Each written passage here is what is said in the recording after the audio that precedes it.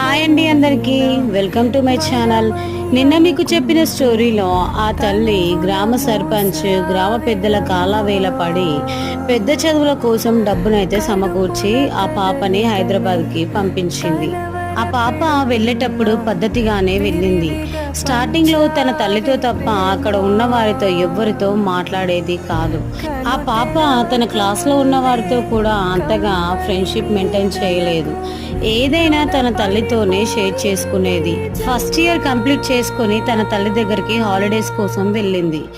అమ్మ చేతితో గోరుముద్దలు తింటూ తల్లి బడిలో పడుకొని తల్లి ప్రేమను అనుభవించింది. ఆ తర్వాత హైదరాబాద్కి వెళ్ళిపోయింది. కొన్ని రోజులు తల్లితో బాగానే మాట్లాడింది, కానీ ఆ తర్వాత మాట్లాడడం ఆపేసింది. నెక్స్ట్ పార్ట్ కోసం మా ఛానల్ని కొత్తగా చూస్తున్న వారు లైక్ చేయండి, షేర్ చేయండి, సబ్స్క్రైబ్ చేయండి, ఫాలో అవ్వండి. ఓకేనా? Bye bye. హాయ్ అండి.